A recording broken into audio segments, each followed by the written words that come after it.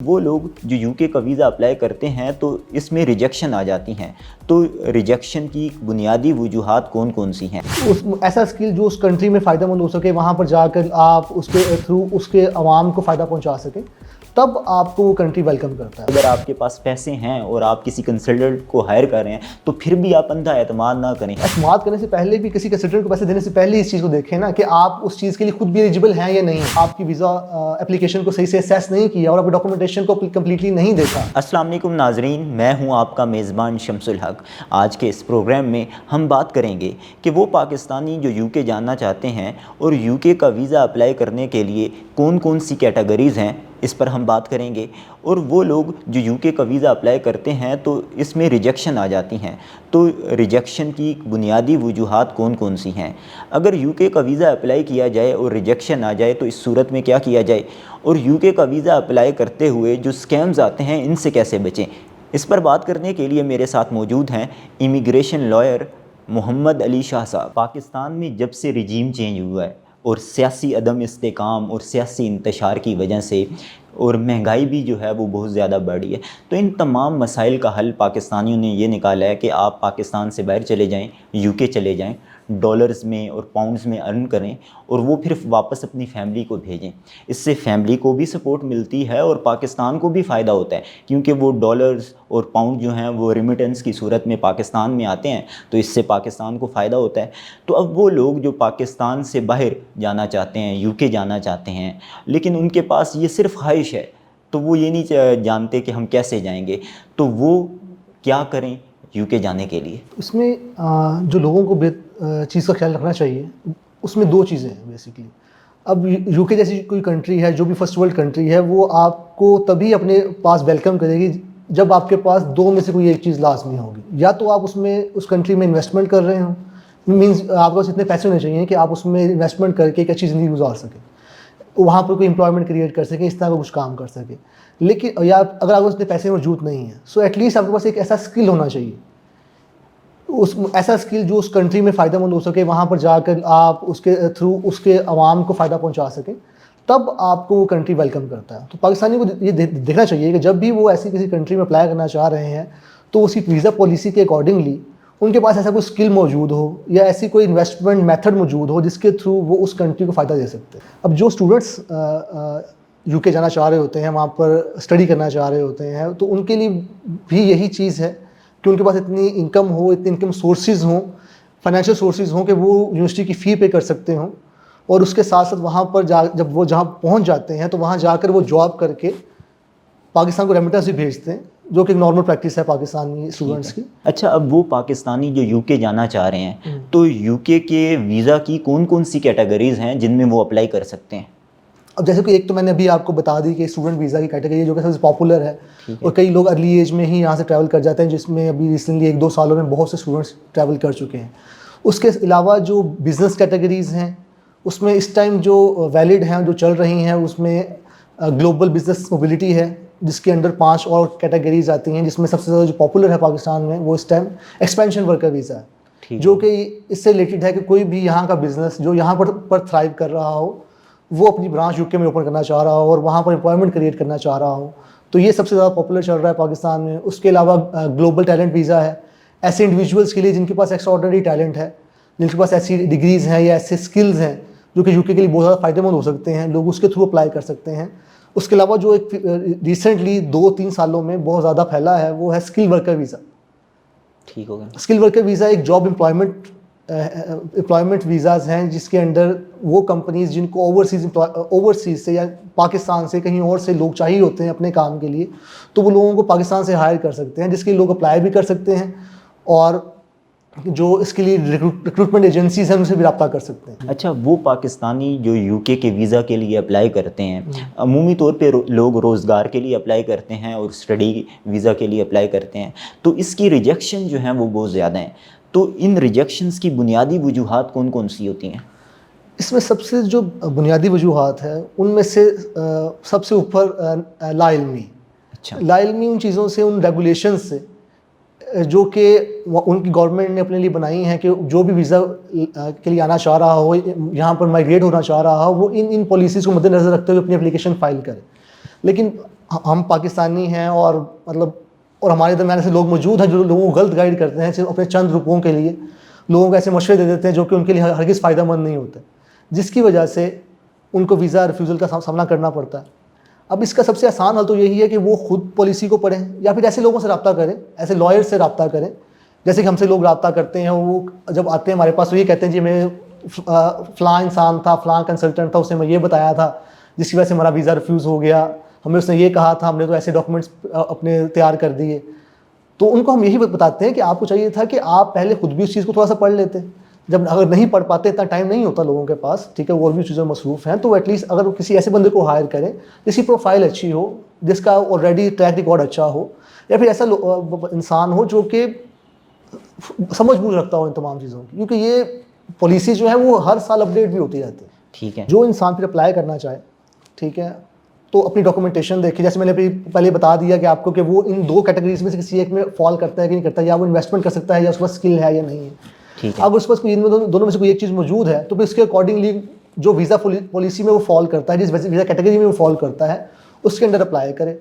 अगर उसको इन चीज़ों का प्रॉपर नॉलेज नहीं है तो उसके लिए किसी प्रोफेशनल एक्सपर्ट से रब्ता करें। अच्छा, अब ऐसे लोग जिन्होंने यूके वीज़ा के लिए अप्लाई किया है और अब रिजेक्शन आ गई है, तो वो अब इस सूरत हाल में वो क्या करें? अब इसमें भी दो तरह के वीज़ाज़ होते हैं बेसिकली। ऐसे वीज़ाज़ की रिफ्यूज़ल्स जिसमें ऑलरेडी वीज़ा ऑफिसर आपको एडमिनिस्ट्रेटिव रिव्यू AR जिसको उर्फ़ आम में कहा जाता है, उसका चांस दे देता है कि अगर आपको लगता है कि आपके वीज़ा के डिसीजन में वीज़ा ऑफिसर ने कोई गलती की है या कोई डॉक्यूमेंटेशन कंप्लीट थी और वो आपकी डॉक्यूमेंटेशन को प्रॉपरली असेस नहीं कर सका, तो आप AR के लिए अप्लाई कर सकते हैं, जिनमें उसने ऑप्शन दी हो। AR के लिए अप्लाई करते हैं, अगर उस पर भी रिफ्यूज़ल आ जाए फिर भी आपके पास 2 चांस और होते हैं। अब होता ये है कि लोगों को चूँकि नॉलेज नहीं होती बेसिकली, और काफ़ी ज़्यादा कंसल्टेंट को भी नॉलेज नहीं है, तो जिस बंदे का एक रिफ्यूज़ल आ जाए तो वो समझता है कि उसका सारी ज़िंदगी के लिए रिफ्यूज़ल ही है। ठीक हो गया। ठीक है, उसको लगता है कि वो कभी ज़िंदगी में अप्लाई नहीं कर सकता यूके में और उसको कोई वीज़ा नहीं मिलेगा, लेकिन ऐसा हरगिज़ नहीं है। ठीक है। बस आपको अपनी डॉक्यूमेंटेशन कंप्लीट करनी है। अब अगर उसने अपील का राइट नहीं भी दिया, आपको आपके पास एक वीज़ा डिसीजन मौजूद है जिस पे अपील का राइट साफ लफ्ज़ों में लिखा हुआ है कि you don't have any right to appeal on this decision. लेकिन एक और चीज़, अगर आपको बहुत ज़्यादा इंट्यूशन है कि आपकी जो वीज़ा रिफ्यूज़ल था वो इस बेस पे है कि वीज़ा ऑफिसर ने आपके साथ बाइसनेस की है, आपकी वीज़ा एप्लीकेशन को सही से असेस नहीं किया और आपकी डॉक्यूमेंटेशन को कम्प्लीटली नहीं देखा, तब आप होम ऑफिस को एक मेल कर सकते हैं जिसको प्री एक्शन प्रोटोकॉल कहा जाता है, जिसको पैप भी कहते हैं। प्री एक्शन प्रोटोकॉल क्या चीज़ है बेसिकली कि ऐसा एक ख़त है, ऐसा एक मेल है कि आपको लगता है कि आप वीज़ा ऑफिसर की तरफ से एग्रीव्ड है और उसने आपके साथ अच्छा सलूक नहीं किया, मतलब आपकी वीज़ा एप्लीकेशन को सही से असेस नहीं किया, तो आप उसके लिए क्या कहेंगे कि हमारे ये पॉइंट्स थे जिसको असेस नहीं किया गया, तो आप इसको रिकन्सिडर करें, वरना we have the right to go to the court. ठीक हो, क्योंकि वहाँ पर लॉ एंड ऑर्डर है, वो इस चीज़ को बड़ा लाइटली नहीं ले सकते। अगर उनके से कोई मिस्टेक हुई है, लीगली मिस्टेक हुई है, तो वो उसको इग्नोर कर दें, तो वो उसको रिकन्सिडर करते हैं और आपका केस वाकई अच्छा हो तो आपको वीज़ा भी ग्रांट कर देते हैं विदाउट एनी एडिशनल फ़ी और चार्जेस। ठीक हो गया। तो इस तरह के बहुत सी वे आउट्स हैं जो लोगों के पास मौजूद हैं, लेकिन लोगों को सिर्फ नाइल्मी की वजह से और सही गाइडेंस ना मिलने की वजह से वो इससे नाबलद रहते हैं। ठीक हो गया। और इसके अकॉर्डिंग इस वजह से यही कहा जाने लग पड़ा है कि जी पाकिस्तानी इसको वीज़ा अप्लाई ही नहीं करना चाहिए, उनको वीज़ा मिलते ही नहीं। तो इसका मतलब है कि पाकिस्तानी जो हैं वो तहकीक के आदी नहीं हैं, वो मुशक्क़त नहीं करना चाहते, वो चाहते हैं कि किसी को पैसे दे दें और वो हमारा काम कर दे। और ऐसी सूरत हाल में यानी कि अगर आपके पास पैसे हैं और आप किसी कंसल्टेंट को हायर कर रहे हैं तो फिर भी आप अंधा एतमाद ना करें, थोड़ी सी मुशक्क़त आप भी उठा लें। मतलब एतमाद करने से पहले भी किसी कंसल्टेंट को पैसे देने से पहले इस चीज़ को देखें ना कि आप उस चीज़ के लिए खुद भी एलिजिबल हैं या नहीं है। ठीक है, उस पर तो बाद में आपने देखना है एतमाद करना है या नहीं करना। जैसे कि अब स्टार्ट में मैंने बार बार इस चीज़ को बता चुका हूँ कि आपने 2 चीज़ें देखनी है कि आप दोनों में से कोई एक स्कीम या इन्वेस्टमेंट आपके पास मौजूद होगी तब ही आपको वो कंट्री वेलकम करेगी, वरना उसको आपसे कुछ और नहीं चाहिए। पाकिस्तानी पासपोर्ट इतना मजबूत नहीं रहा रिसेंट ईयर्स में भी कि वो आप इस पासपोर्ट को देखकर आपको वीज़ा ग्रांट कर दे। ठीक हो गया। तो इसके लिए आपको चाहिए कि आप अपने आप को स्किल्स को ज़्यादा बढ़ाएं, अगर आपके पास स्किल नहीं है तो। ठीक है। अगर इन्वेस्टमेंट पे जाना चाहते हैं तो इन्वेस्टमेंट इंक्रीज करें, इन्वेस्टमेंट लें उतनी, और फिर उसके अकॉर्डिंगली अप्लाई करें, तब आपके लिए वहाँ पर जाके आपको इज्जत भी मिलेगी और पाकिस्तान का नाम भी रोशन होगा। और इसी लाइल्मी की वजह से और भी नुकसान होते हैं कि जो चूँकि फिर वीज़ा एप्लीकेशन इस रूल में फाइल की जाती हैं, फोर्स डॉक्यूमेंट्स भी लगाए जाते हैं, जिसकी वजह से वीज़ा ऑफिसर स्टार्ट में तो उनको नहीं पता चला कि ये डॉक्यूमेंट फॉर्ज्ड हैं या नहीं है, वीज़ाज ग्रांट होते रहे। लेकिन जब उनको एहसास हुआ कि ये डॉक्यूमेंटेशन हमारे पास डिफरेंट तरीके से आ रही है और ऐसे एक्चुअल में नहीं होता है, तो तब उन्होंने स्क्रूटनी ज़्यादा तेज़ कर दी, स्क्रूटनी और बढ़ा दी। ऐसे लोग जो जनरल ट्रैवलर्स थे उनको भी मुश्किलात आना शुरू हो गई कि ये स्क्रूटनी के बढ़ जाने की वजह से। अब इसका अल्टीमेटली नुकसान पाकिस्तान की फॉरेन पॉलिसीज़ को हुआ, ठीक हो गया। उन लोगों को हुआ जो कि जेन्युइन ट्रैवलर्स थे, जेन्युइन एप्लीकेंट्स थे। मतलब इसका नुकसान तो यानी उन्होंने पाकिस्तानियों के लिए जो वीज़ा पॉलिसी है वो मज़ीद सख्त कर दी। जी, मज़ीद सख्त करनी पड़ी ना उनको कि देखें अब हम यहाँ से अप्लाई करते हैं, बीइंग पाकिस्तानी कहते हुए भी ये चीज़ों पर शर्म आती है कि हम सिर्फ हमारे जैसे ही कंसल्टेंट्स और हैं जो कि सिर्फ चंद पैसों की खातिर ऐसी डॉक्यूमेंटेशन क्रिएट कर देते हैं, ऐसी चीज़ें बना देते हैं जो कि एक्चुअल में एग्जिस्ट ही नहीं होती नहीं है। एक बंदे के पास वो स्किल ही नहीं होता जिसके लिए वो वहाँ जा रहा है। ठीक हो गया। जब वो उसके पास वो स्किल नहीं होता लेकिन आप डॉक्यूमेंटेशन उसको प्रूव कर देते हैं, वहाँ वो जाता है, वहाँ पर वो फिर हाथ पैर मार रहा होता है। ठीक हो गया। वो चीज़ें देख रहा होता है कि जी जिसकी वजह से उसको इश्यूज आते हैं, फिर वो उस कंट्री के लिए फ़ायदेमंद नहीं होता और पाकिस्तान के लिए भी फ़ायदेमंद। अच्छा, अब इसमें वो स्टूडेंट्स जो स्टडी वीज़ा के लिए अप्लाई करना चाह रहे हैं लेकिन उन्हें इल्म नहीं है कि वो कैसे अप्लाई करें, और स्टडी वीज़ा में स्कैम भी बहुत ज़्यादा हो रहा है, तो इससे कैसे बचें? अब स्टडी वीज़ा में सबसे पहले जो चीज़ देखनी चाहिए आपको कि आप जिस कोर्स में अप्लाई कर रहे हैं, जिस यूनिवर्सिटी में अप्लाई कर रहे हैं, क्या अल्टीमेटली आपको अपने करियर में उसका फ़ायदा होगा या नहीं होगा। लोग इस चीज़ को बस इग्नोर कर देते हैं, हालांकि ये सबसे बेहतर और सबसे इंपॉर्टेंट चीज़ है कि आप उस यूनिवर्सिटी को जब सेलेक्ट करें जिसमें आपका प्रोग्राम अच्छा हो, जिसमें आपको जो स्टडी प्रोग्राम मिल रहा है उसके आफ्टर इफेक्ट्स जो मतलब करियर में आपको फ़ायदा मिल रहा है। ठीक है, और जो यूनिवर्सिटी है उसकी रेपुटेशन भी अच्छी हो। रेपुटेशन भी अच्छी हो, ये ना हो कि वो सिर्फ कॉलेज लेवल पे काम कर रहे हों या फिर किसी से एफिलिएटेड हों, जिसको बाद फिर अल्टीमेटली आपको अगर आप वहाँ पर रहना चाह रहे हैं, आपको वहाँ PSW चाहिए है या वहाँ पर आप सेटल होना चाह रहे हैं, तो उसका पहला स्टेप वो हमेशा देखते हैं कि आपने यूनिवर्सिटी किस में अप्लाई किया था। ये आप पे आफ्टर इफेक्ट्स में चीज़ें आती हैं जिसको वीज़ा पॉलिसी में भी मद्देनजर रखा जाता है। पहली चीज़ तो वो स्टडी प्रोग्राम को देखें। ठीक हो गया कि वो किस स्टडी कोर में किस स्टडी प्रोग्राम में अप्लाई कर रहे हैं। नंबर 2 वो देखें कि आप वो फाइनेंशियली इतने स्ट्रांग है या नहीं है। फाइनेंशियली स्ट्रांग होने में वो देखें जो उनका स्पॉन्सर है वो उनको स्पॉन्सर कर सकेगा या नहीं कर सकेगा, क्योंकि 1 ईयर की फीस तो आपको यहाँ से पे करके जानी है, उसके बाद वहाँ पर जाके भी आपके 1 ईयर एक्सपेंसेस होने हैं। ठीक है। अब कई लोग ऐसे करते हैं जो कि आगे देखने में भी चीज़ें आई हैं कि वो सिर्फ स्टेटमेंट्स बनवा लेते हैं, किसी और को पैसे थोड़ी बहुत अमाउंट देते हैं, वो उनके अकाउंट में पैसे रखवा देते हैं। अब इसका अल्टीमेटली पाकिस्तान को क्या नुकसान होता है उसकी मैं एक मिसाल देता हूँ कि जब कोविड 2019 में जब स्टूडेंट्स यहाँ से गए तो उन्होंने यहाँ से शो किया होगा कि हमारे पास इतने इतने अमाउंट्स हैं, 12 to 15,000 पाउंड्स हमारे पास मौजूद हैं जिससे हम अपने 1 साल का खर्चा करेंगे।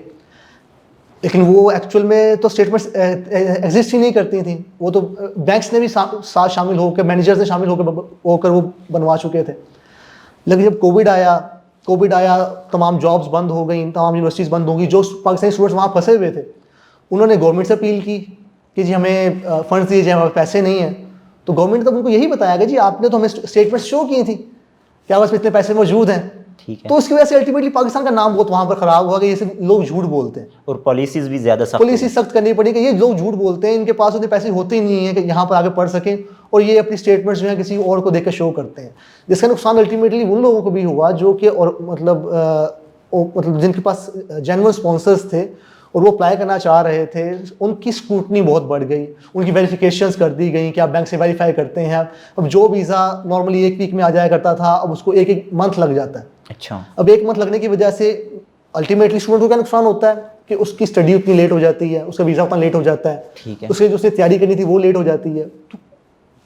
तो बेसिकली फोर्ज डॉक्यूमेंटेशन जो है वो सबसे बड़ा अलमिया है वीज़ा प्रोसेस में। अच्छा, इंटरव्यू से पहले जब आपसे डिस्कशन हो रही थी तो इस दौरान आपने तस्करा किया कि यूके का जो वर्क परमिट बेचना जो है वो गैर कानूनी है, लेकिन ये तो पाकिस्तान में बिक रहा है, तो अब इस स्कैम से कैसे बचें?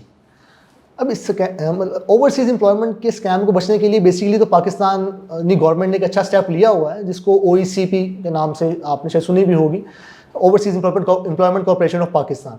ठीक हो गया। लेकिन बेसिकली उस OECP का काम यही था कि वो तमाम ओवरसीज़ एम्प्लॉयमेंट को देखे, जो लोग यहाँ से बाहर एम्प्लॉयमेंट के लिए जा रहे हैं उनकी जायज़ हकूक़ का ख्याल रखे, उनको जो कंपनीज हायर कर रही हैं उनकी वेरिफिकेशंस करे। लेकिन हमारा अलमिया ये है, OECP का भी यही है कि वो उसका सारा ध्यान सिर्फ गल्फ़ कंट्रीज़ की तरफ है। अच्छा। वो सिर्फ वहाँ से आने वाली एम्प्लॉयमेंट ऑर्डर्स का ध्यान रखते हैं या उनके थ्रू ही वो आते हैं। लेकिन जो भी बाकी ऑर्डर्स हैं या बाकी डिमांड्स हैं जो कि शेंजन कंट्रीज से या यूएसए से या यूके से स्पेसिफिकली अगर बात करें, तो वहाँ से आने वालों को वो उस तरीके से स्क्रूटनी नहीं कर पाती हैं। तो उसका बेसिकली नुकसान एप्लीकेंट्स को ये होता है क्योंकि उन कंपनीज की वेरिफिकेशन नहीं होती है, ठीक है। वहाँ पर उनके लिए जॉब वेरीफाई नहीं होती हैं। अब वहाँ पर जाकर वो क्या काम करेंगे वो वेरीफाइड नहीं होता है। तो हमारे यहाँ कंसल्टेंट्स इस चीज़ का फ़ायदा उठाते हैं और ऐसी कंपनीज वहाँ पर खड़ी कर दी जाती हैं जो कि सिर्फ इसी काम के लिए होती हैं कि जो वर्क परमिट इशू करेंगी। ठीक है। और उस वर्क परमिट को नाम दे करके जी हम आपको वहाँ पर एम्प्लॉयमेंट लगवा देंगे, आप इतने में पेमेंट कर दें, 100 कहानियाँ एक क्लाइंट को सुना दी जाती हैं, जिसकी वजह से एक सुहाने ख्वाब में आ जाता है। और क्लाइंट ने भी तहकीक नहीं की होती। तहकीक उसके पास तो कोई पॉसिबल वे ही नहीं है ना क्लाइंट के पास। तो ये काम तो बेसिकली हमारी गवर्नमेंट का था, ठीक है, जो कि ओवरसीज एम्प्लॉयमेंट के लिए जाने वाले, जो कि अल्टीमेटली पाकिस्तान के लिए फायदेमंद साबित होंगे, ठीक है। लेकिन वो उसका ध्यान नहीं रख पाते हैं, जिसकी वजह से वो वहाँ पर जाके धोखा खाते हैं।